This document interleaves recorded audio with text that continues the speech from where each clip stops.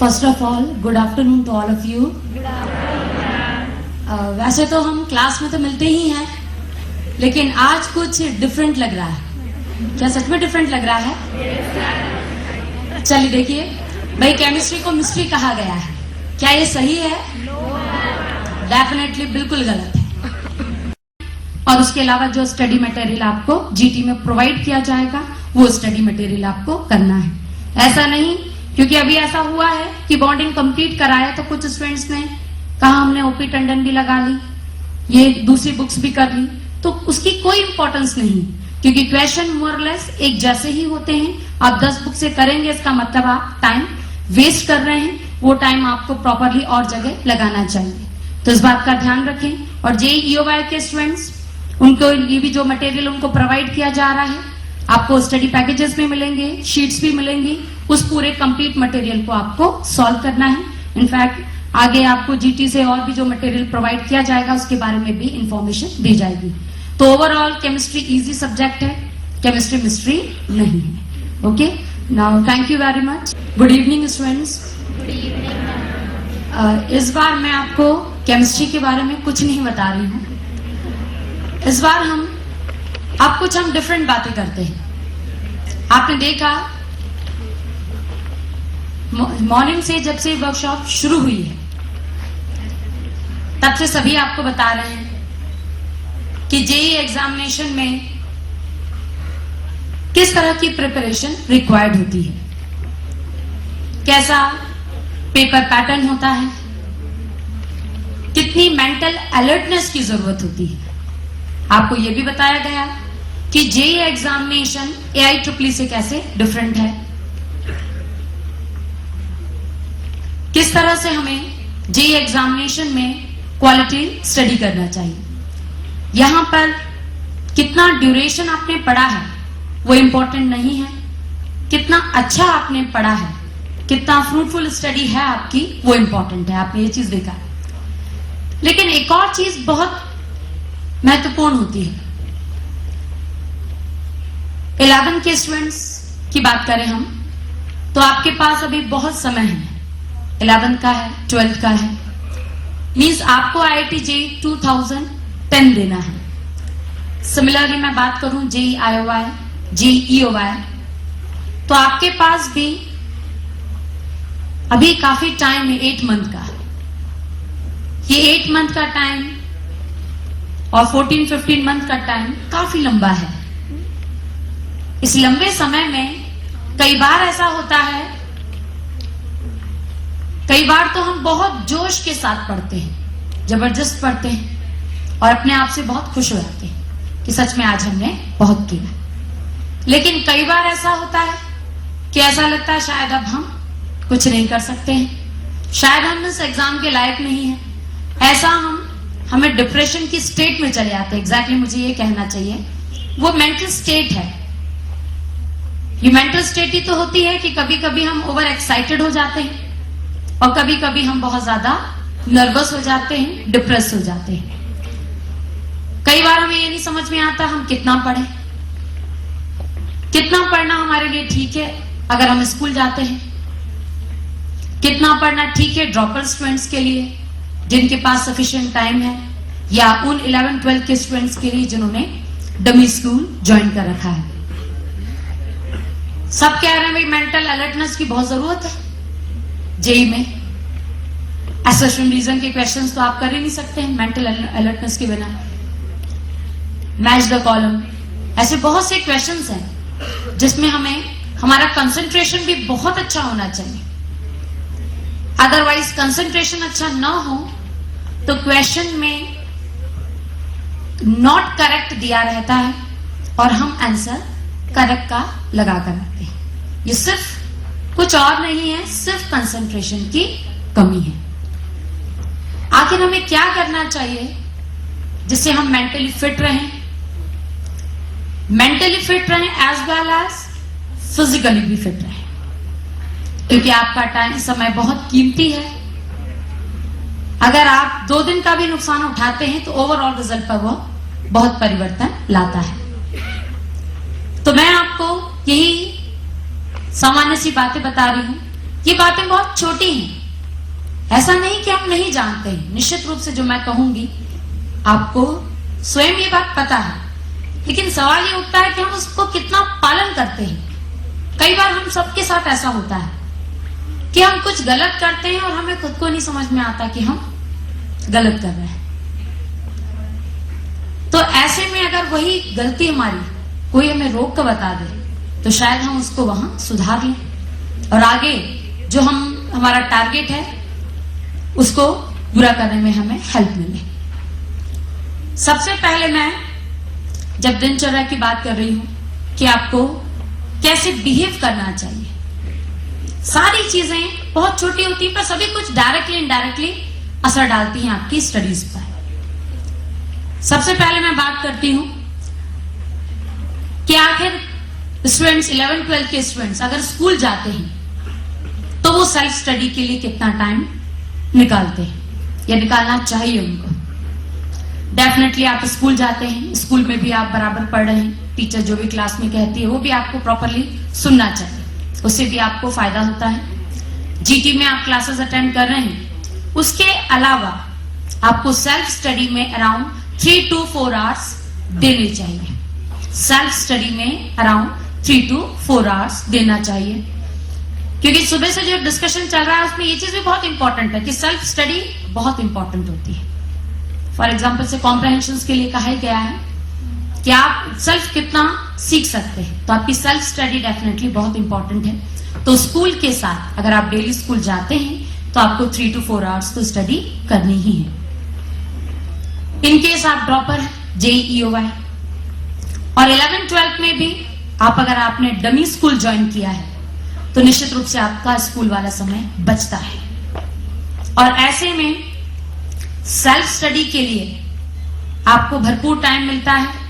तब आपको around 8 to 10 hours self study करनी होगी।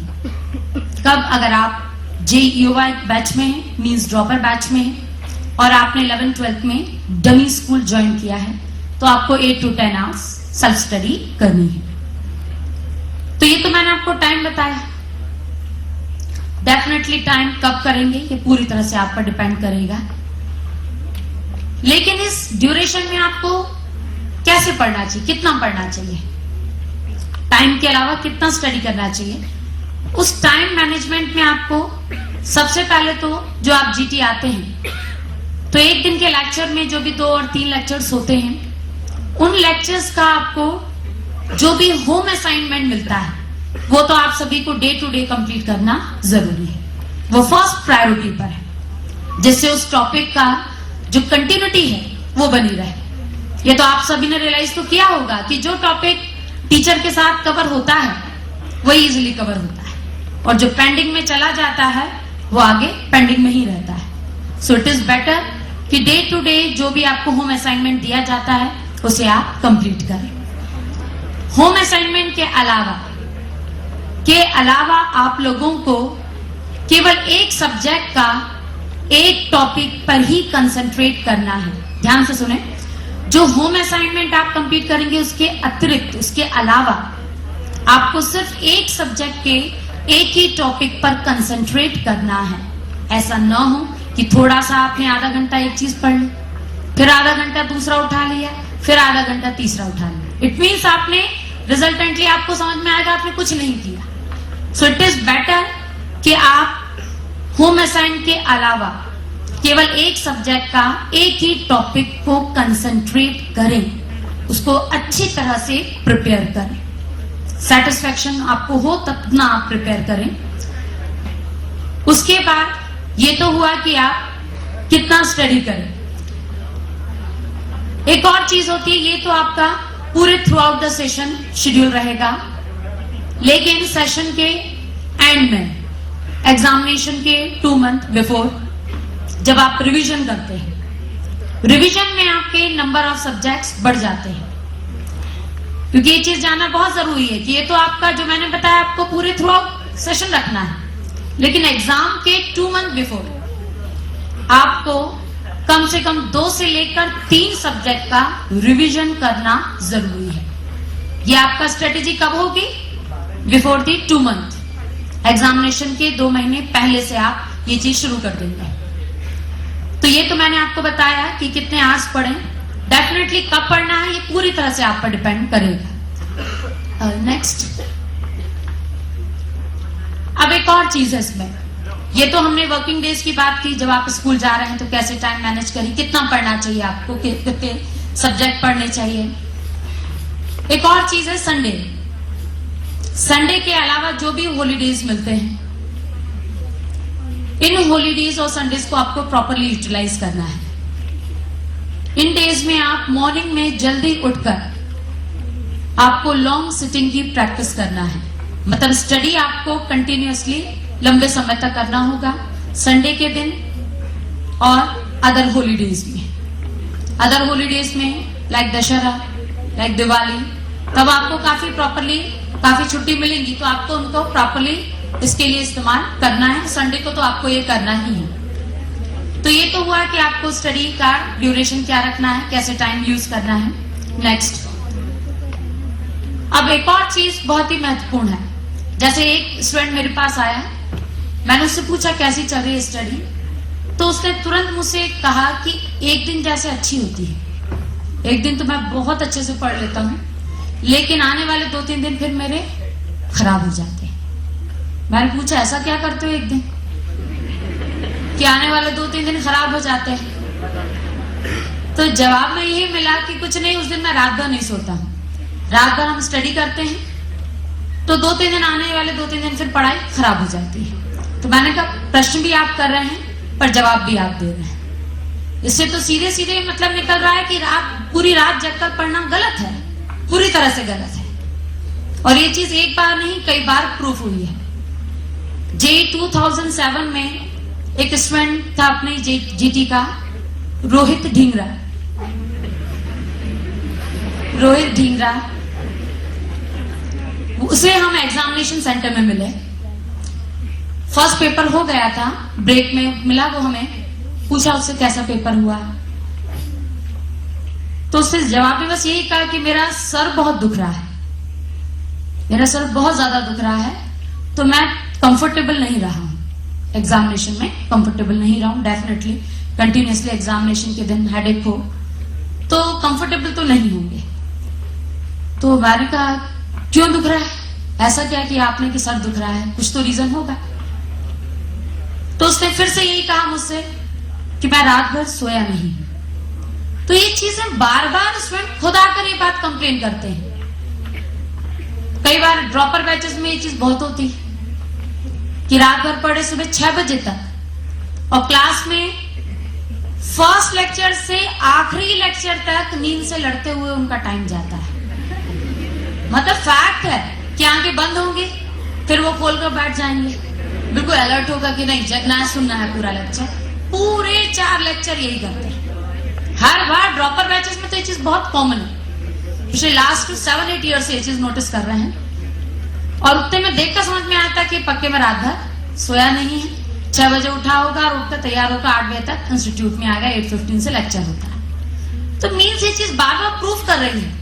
और ये चीज हमें समझना बहुत जरूरी है कि जेई का प्रिपरेशन ऐसा है ही नहीं कि एक दिन तो आप कहें कि हमने रात भर पढ़ लिया और फिर 3 दिन आप पढ़ ही नहीं पा रहे हैं, कंसंट्रेट ही नहीं कर पा रहे हैं। तो ये तो पूरी तरह से गलत है। जेई में कंटिन्यूसली आपकी स्टडी की जरूरत है। आप फिक्स 3-4 आवर्स पढ़ रहे हैं, उतना ही पढ़े हैं, क्योंकि मैं फिर कह रही हूं उसमें क्वालिटी इंपॉर्टेंट है, क्वांटिटी नहीं कि कितने घंटे आप लगातार बैठे हैं। ये तो देखें आपने उसमें क्या पाया है, कितना सीखा है टॉपिक, कितना कमांड हुआ है। तो इसके लिए सबसे पहले जरूरी है कि आपकी नींद पूरी होना जरूरी है।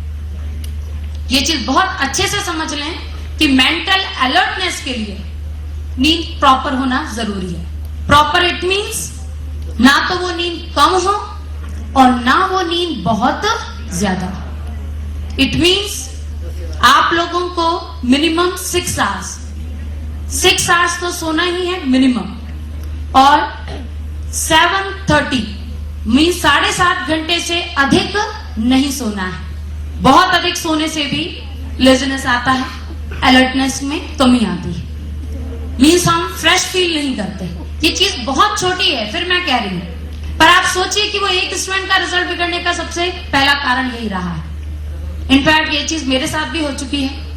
मैंने अपनी लाइफ में कभी रात में जगकर नहीं पढ़ा, कभी भी नहीं पढ़ा, आदत में ही नहीं, अभी भी मैं रात में जगकर नहीं पढ़ सकती हूँ। पर एक बार मैंने एमएससी फाइनल ईयर के एग्जामिनेशन में यही गलती की थी, सिर्फ एक बार गलती की है, और वो भी मैं ऑर्गेनिक के पेपर में गलती करके जा चुकी हूँ। ऑर्गेनिक केमिस्ट्री मैंने रात भर खूब पढ़ी। आप बिलीव नहीं करेंगे कि जब वो एग्जामिनेशन पेपर हाथ में आया तो ऐसा कुछ याद ही नहीं आया, बिल्कुल क्लिक ही नहीं कर रहा। मतलब उस दिन मुझे कितना दुख हुआ कि मैं शायद बिन पढ़े भी आती तो ऑर्गेनिक ज्यादा कर लेती।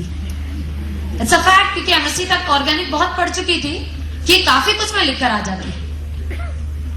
और जब मैं घर गई उस दिन मुझे बहुत दुख हुआ, पर जब मैंने खाना खाकर सोया, आप बिलीव नहीं करेंगे, नींद में रिएक्शंस याद आ रही मुझे। नींद में रिएक्शंस याद आ रही, मतलब वो कितना गलत डिसीजन था मेरा। तो ये चीज, इतने एग्जाम्पल्स हैं अपने पास की बात बार बार समझने वाली है कि रात में जगकर की गई पढ़ाई कभी भी फायदेमंद